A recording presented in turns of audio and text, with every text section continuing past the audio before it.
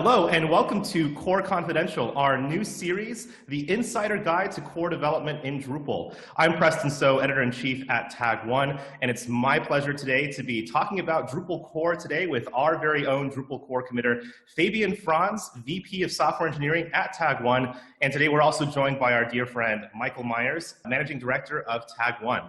So this is a new series that we're doing. It's a very, very new segment that we've started to launch here at Tag1. Core Confidential is meant to be an insider's look into exactly how Drupal core produces all the wonders that it does in our day-to-day lives. So without further ado, let's go ahead and jump right into our list of topics for today. I think that everyone's really curious right now about some of the things going on with Drupal 9. I'm hearing about a lot more people updating their websites to Drupal 9. I'm hearing about a lot more module updates as well to Drupal 9. But what's going on in core exactly? I understand that there's kind of a focus on deprecation and module management to meet this release deadline. Fabian, what exactly is going on with Drupal 9 these days? So just quick caveat, I'm Drupal 7 maintainer. It has nothing to do with this 9. Now, but my colleague Netcatchpole is Drupal 9 maintainer. He's helping preparing that thing, and I get to know all the nice things. So the thing about Drupal 9 is, and that's the most important part, is it's basically at release candidate stage. That means it's a borrowing stage. It totally means now with Drupal 9, there are things that are effort, upgrade paths. Everyone hates upgrade paths. That's why we skipped it completely for 8.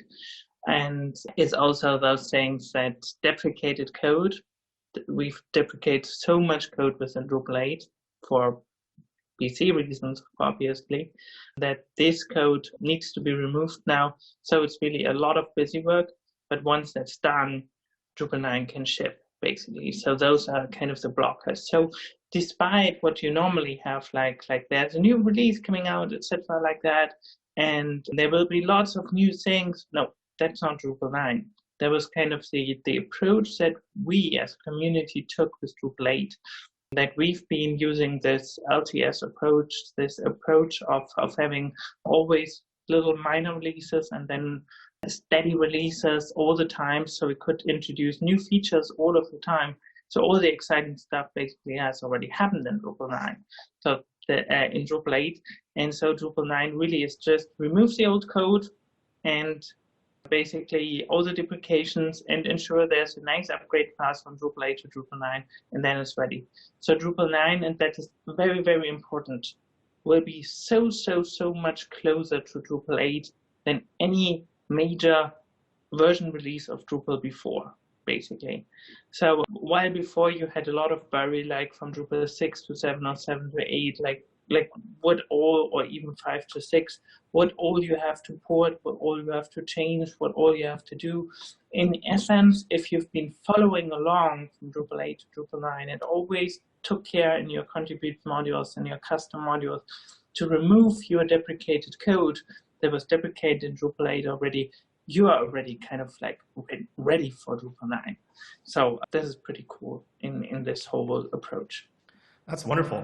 And I think, I do hear a lot of people working on Drupal 9 readiness. There's obviously a lot of really amazing things like the Rector module. But I'm kind of curious, you mentioned that there's a lot of things that people need to do to get ready for Drupal 9. And I know that there's, for example, a beta testing program. What can people who are in the community who are really interested in getting their code ready for Drupal 9 do to get in touch with this beta testing program, participate in it? Are there any virtual events coming up for core development that relate to, let's say, contribution sprints or things like that?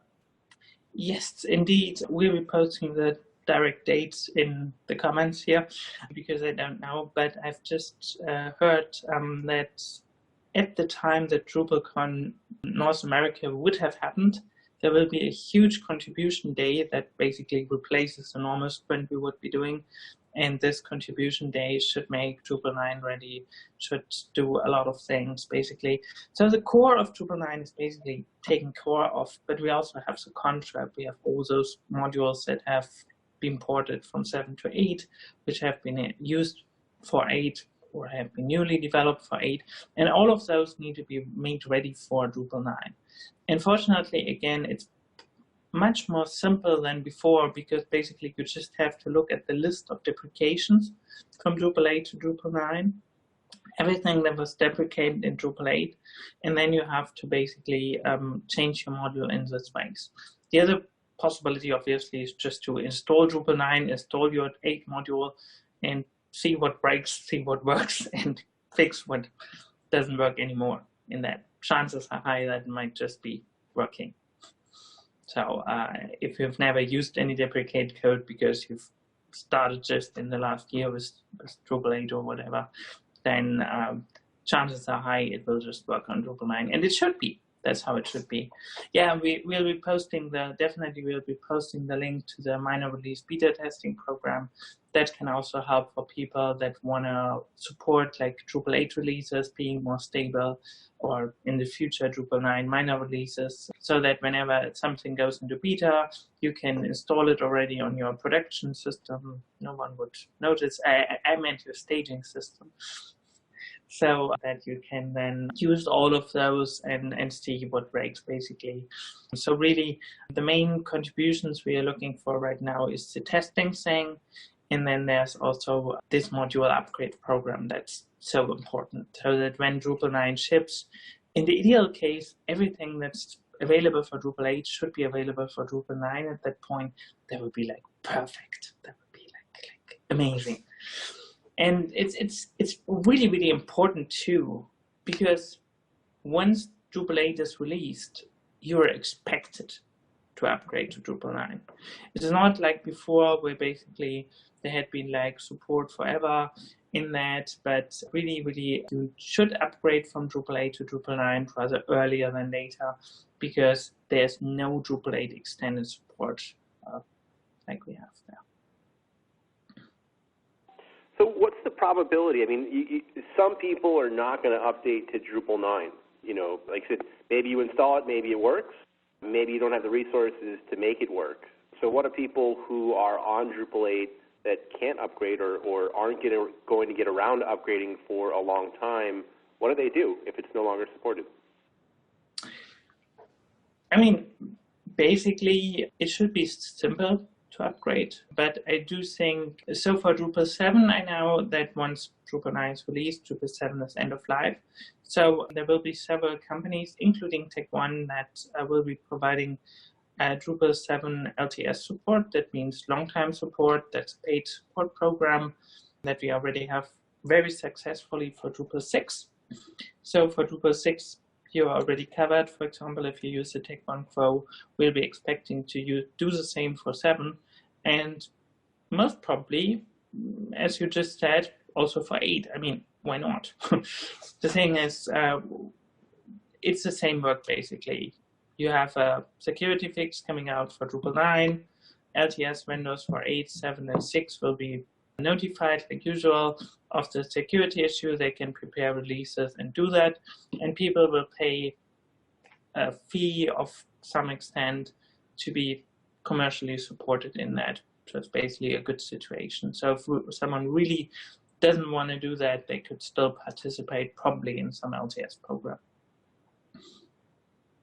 What is all this code that's getting deprecated? Like, can you give us an example? You know, what is it and why is it being pulled out? Like, what's the difference between 8 and 9? So basically, deprecations, so historical Drupal has grown and grown and grown and grown. So basically, from each version, from 4 to 5, 5 to 6, etc., we've put layer upon layer upon layer upon layer. But that means we could never basically remove any code. So when Drupal 8 was shipping, we even still had some procedural code from Drupal 7 in Drupal 8. For example, Drupal set message. And those things we don't necessarily want to continue shipping into Drupal 9 because we want to have mostly class-based code, which everyone has switched to by now. But those procedural functions still exist. So within Drupal 8, it was impossible after it was released to remove them due to the backwards compatibility policy.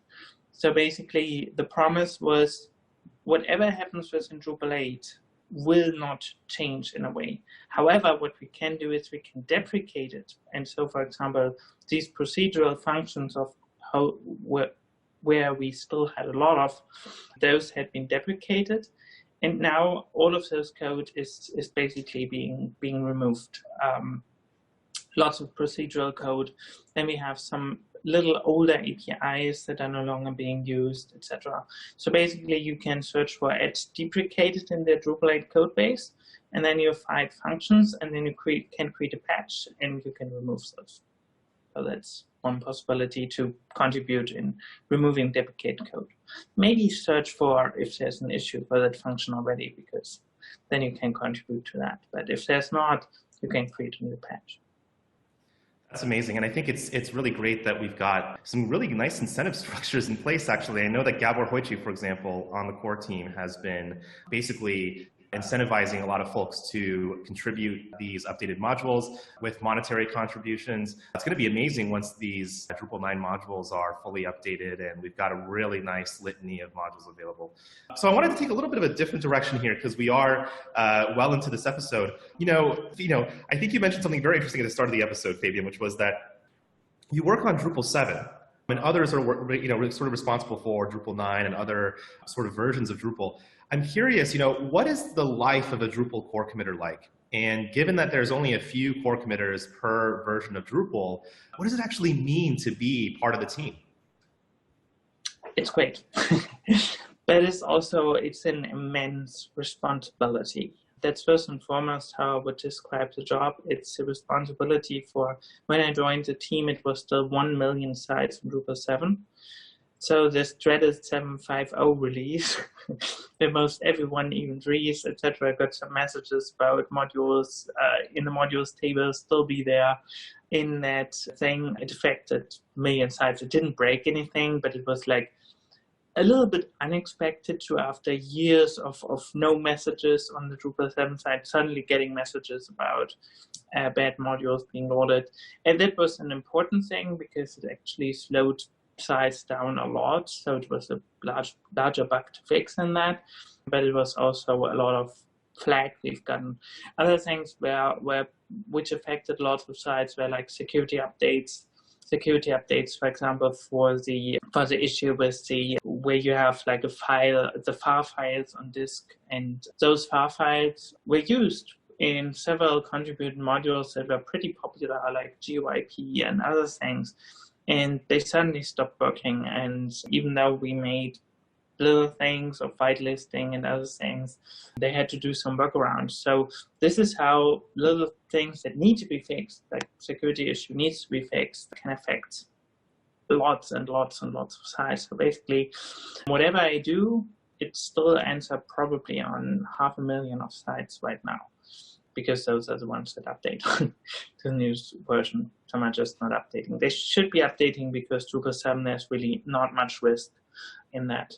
In Drupal 7, we are right now in basically the last maintenance stage. I fortunately just recently got a new core committer, McDruid, and he's basically preparing things right now for me, and I'm being basically the last gatekeeper, like whatever wants to go into core, it needs to go through me. You shall not pass. So, but several things passed. For example, just this morning, so there's a really good example, I've approved 8 7.4 compatible, PHP 7.4 compatible patches for Drupal 7, and McDruid will be getting them in later today. So that's really good. And yeah, for me, the role was never, when I originally joined the team, David was release manager and I was framework manager. That means basically an architect responsible for framework decisions and things. And then David and Stefan basically left and I was all alone. And then I got another core committer, but basically suddenly I was all things at 3. I was framework manager, release manager, and even product manager for that thing. And that was never what I wanted to be as a core committer, because what my strength is really reviewing code, ensuring no bugs are introduced as much as I can. I mean, everyone makes mistakes. And ensuring really high quality code is entering core, and it's keeping stable for all those 7 sites still out there, and it's still a lot, and that are just liking 7, that are keeping at 7, and that are wanting to be on the stable platform, and that will probably also join one of the LTS programs in the future and just be on 7 forever. Like within 50 years, they'll still be on 7, maybe not. But yeah, and 7 really is a great platform to build upon. So, but as you can see, it's still modernized, for example, for PHP 7.4. We have full PHP 7.3 support, PHP 7.4 supports hopefully soon. And I think we also got the MySQL 8 patch in by now. So that's pretty cool. So that's basically, one of the things there. So, out of curiosity, we've spoken about some of the work to some of the distinctions between what it's like to be working on Drupal 7 versus Drupal 8, Drupal 9. But I'm curious, in terms of working on releasing an actual new version, let's say, and this might relate a little bit less. Well, actually, no, it does relate to Drupal 7 because we're talking about sort of minor version updates and some of these sort of minor versions coming out. Can you give us an example of kind of what a typical day is like when you're working on a new version of Drupal? Let's say a minor release of Drupal 7 or something like Drupal 9. What's it like to be actively developing a new version of Drupal? So it's definitely a totally great feeling. Often it was basically shortly before release, you would go through the queue, look at what things are RTPC, what things are high priority, what things are low priority, and then say basically, hey, this is a nice patch. We really want to get this in for the release still. So then you're downloading the patch, you test it locally, you ensure it's all working correctly, you check the code, you go away, drink coffee or tea or whatever you like. For me, it's more tea, sometimes coffee. And then you go back and review the code again. And then do something else, work a little bit, work a little bit, work a little bit. And then you go back and review the code for a third time, just to make sure really you've thought about all things. Sometimes I even sleep a night over it if I have still time before release. But hopefully I have. And then I review it again. And then when I'm totally sure, then it goes in, basically. So this is also one of the reasons why core processes take some time. And it sometimes feels like it's so slow moving, etc. This is for safety reasons, basically.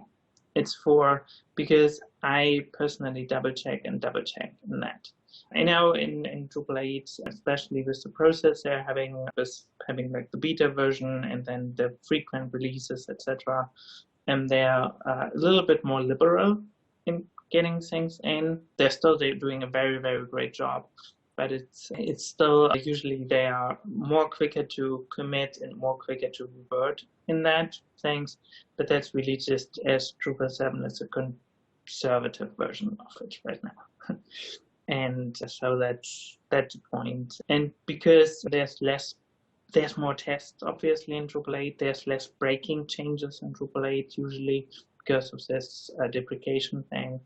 And there's also a little bit less edge cases. So for example, in Drupal 7, we changed one completely unrelated plugin, which no one thought about would do anything. And then we got reports that it broke some strange contributed module somewhere down the road. So it can happen. We reverted the change. It's made a new release, or hopefully maybe it was even found before release because someone beta tested it, so it was good. But yeah, things can happen, and just a little bit, people are much more bleeding edge in Drupal 8, and they are installing the beta versions on their stage and testing servers. They are testing things before they get released, and there's every 6 months a new release, so things are not piling up as much, and that's how Drupal 8, I would say, differs a little bit from Drupal 7. And out of curiosity, if I were, I think that there's a very big difference between obviously some of the incremental changes that people make around bug fixes or, things that are documentation typos, for example, code comment typos. But I'm curious, I think as the arbiters of core development, you all have a very high standard for, let's say, new features being added or changing how something's architected or how it works or refactoring some of the underlying pieces. How does the process for introducing a new feature or making a larger scale change differ from something like a simple bug fix or a smaller issue? The short answer is don't. To explain this a little bit. We had, even still during the Drupal 8 cycle, these huge patches, 472 kilobytes, a huge branch to be merged, etc. And those things look okay after a while, even through a 400 kilobyte patch. Please, community, don't do that. Once you've gone through it, you go through it several times, you get it finally committed. But the problem is the work doesn't stop there. One such patch can lead to like 100 issues of technical debt that are like follow-up of that. And this was kind of like these large breaking changes of Drupal 8, which several persons said we should be doing this pain once and then we have it through over. We are no longer doing that. With Drupal 8, Drupal 9, we are no longer doing these things. It's very important that we are doing that things. If you want to introduce a feature, break it up into what things you need for it. And then basically check, and if you need to do like some breaking change to some API, consider introducing new API instead. Basically, look at what you need for it and then iteratively improve on it. Like start small and then iteratively one step, and suddenly you have your whole feature in core. Like, but you really need to break it up and check it up and do what is needed to get the simple things in. Obviously, you can create a so-called meta issue, where basically or a plan issue where you plan out what needs to happen to get this feature into core. But then it's important that every part of that thing is independently useful and nice to have for that thing. And then basically the contract here is core is always shippable.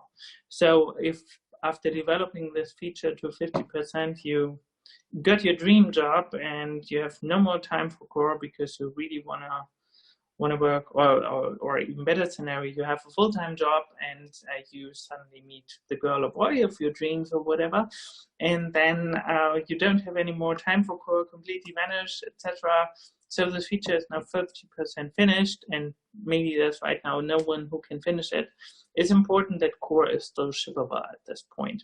So all of that contribution of this 50% of your feature is already giving core a huge win in that. So that's why we much prefer the iterative approach, and that's also the whole experimental module thing, where basically you start as a contrib module, contrib works well. You introduce it into core as an experimental module, your feature, and once this is stable, etc., then at one point there's not too many new bugs, not too many things affecting sites, etc., then it gets to be a stable thing. And the nice thing about an experimental module is basically you can still make breaking changes because no one should be relying on that already. They should only be relying on that until it's stable. So there's a very good compromise between contrib and core, this experimental stage within core. So that's one part. As for a bug fix, obviously, you write a test, you prove it breaks, and you fix the bug. And I think we're all very grateful for the ways in which experimental modules have really reinvented how we can leverage new features in Drupal very quickly without a lot of kind of overhead and sacrifice, but also being able to do that without the worry that it'll potentially be something that you have to strip out later. Or it's a very, very good kind of intermediate stage. I love it. So we are out of time today on this first inaugural episode. Oh, go ahead. Yep. Sorry for just for the. I really didn't answer your day-to-day thing. I just realized. So the important thing that the core committer does day-to-day is he cleans the RTBC queue. He goes with the RTBC queue, checks every issue, and then basically says this can go in or this doesn't go in. So that's the day-to-day. Wonderful. Well, I know that we're all very, very appreciative of all the efforts of the core committer team and all of the work that you all do day in, day out. We are out of time in this very first episode of Core Confidential. I did want to make a couple of notes here that we didn't get to today. The first is, as a reminder, there is no extended support for Drupal 8, which means that if you are going to stay on Drupal, you need to upgrade from Drupal 8 to Drupal 9. It's not going to be the same situation as it was for Drupal 6 or 7. So please make sure to upgrade to Drupal 9 as soon as that release lands. And also, did you know, by the way, that Drupal 10 has already started? The branch has been open for a while, I believe. There's also a plan issue already available that's been currently talked over quite a bit within the community. And of course, there's also more specifics in the issue queue. We'll have links to both of those within the post surrounding this video. Thank you so much for joining us on this first episode of Core Confidential, the insider guide to core development. I'm really grateful to our two friends today, Fabian Franz, VP of Software Engineering at Tag One, as well as Michael Meyers, Managing Director at Tag One. Thank you both so much for your time. Thank you all in the audience, and see you next time on Core Confidential.